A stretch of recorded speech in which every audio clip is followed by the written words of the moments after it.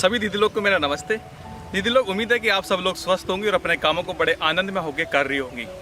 तो आज हम लोग इस वीडियो के माध्यम से बात करने जा रहे हैं लौकी में लगने वाले लाल कीड़े की पहचान और उसकी रोकथाम कैसे की जाए। जैसा कि आप जानती हैं कि लौकी की नर्सरी नवंबर के महीने में प्लास्टिक की पॉलीथीन में डाली जाती है, लेकिन जब प्लास्टिक की पॉलीथीन में पौधे लगभग 1.5 बित्ता के हो जाते हैं, उनकी रोपाई मचान में लगभग 15 जनवरी के आसपास रोपाई कर देते हैं। लेकिन जनवरी के महीने में मौसम बहुत ठंडा रहता है और फरवरी मार्च में मौसम गर्म होने लगता है। जैसे ही मौसम गर्म होने लगता है, लौकी के पौधे में लाल रंग के कीड़ों का प्रकोप होना शुरू हो जाता है और उन कीड़ों के प्रकोप से पौधे मरने लगते हैं।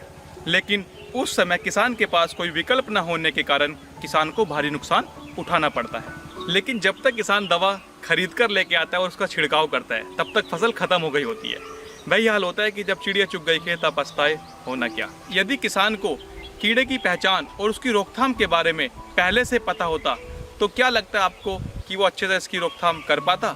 यदि हाँ, तो आइए सबसे पहले आज हम लोग इसके बारे में अपनी समझ बनाते हैं और उसके बाद इस समझ को किसानों के पास तक पहुंचाते हैं। ठीक है, जैसे कि ये कीड़ा आप देख रहे हैं, देखने में चमकीले लाल रंग का होता है और आकार में बहुत छोटा होता है, लेकिन नुकसान बहुत ज़्यादा करता है।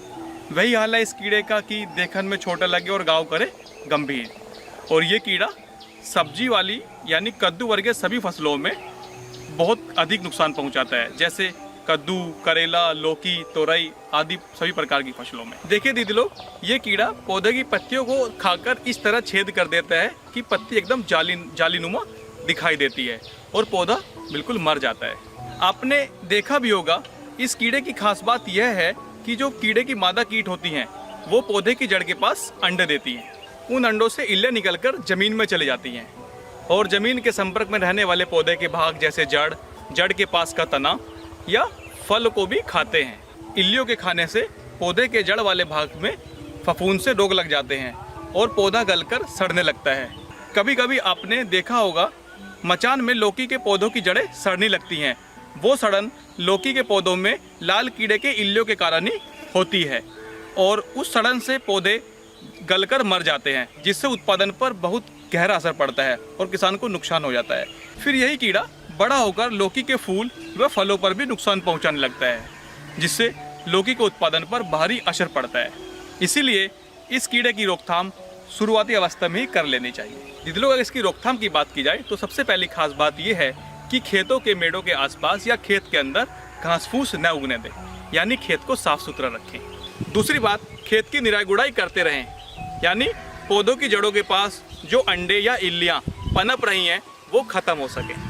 तीसरी बात, लौकी के पौधों की रोपाई के 10 दिन बाद से लेकर 10-10 दिन के अंतराल पर नीम बीज घोल का छिड़काव करते रहें, यानी कीड़े की आने से पहले ही यानी शुरुआती अवस्था में ही नीम बीज घोल के छिड़काव का शुरुआत कर देनी चाहिए। जैसे कि नीम बीज घोल की वीडियो आप लोगों के पास उपलब्ध है, जिसको देखकर आप अपनी समझ बना सकती हैं और किसानों को इसकी सलाह दे सकती हैं। चौथी बात, इस कीड़े की रोकथाम कुछ जैविक दवाइयाँ घर पर ही बनाकर इसकी रोकथाम कर सकते हैं, जैसे नीम, करंज, धतूरा और अरंडे की पत्तियों को गौमूत्र के साथ घोल बनाकर, यानी ब्रह्मास्त्र का 1 लीटर ब्रह्मास्त्र को 40 लीटर पानी में घोलकर छिड़काव करने से इस कीड़े की रोकथाम की जा सकती है। इस घोल का छिड़काव 15-15 दिन के अंतराल पर किया जा सकता है, लेकिन जहां पर कीड़े लगने की संभावना पहले से ही हो, वहां पर इस घोल का छिड़काव जरूर करना चाहिए। लेकिन हाँ, यदि फसल में कीड़े का प्रकोप अधिक हो गया है तो इसकी रोकथाम के लिए रासायनिक दवाओं का प्रयोग करना चाहिए। इसकी रोकथाम के लिए फ्लूबेंडामाइड या प्रोफेनाफोस 2 ml प्रति लीटर या कार्बोसल्फान, जो मार्शल के नाम से भी उपलब्ध होती है, 1 ml प्रति लीटर की दर से घोल बनाकर छिड़काव करना चाहिए।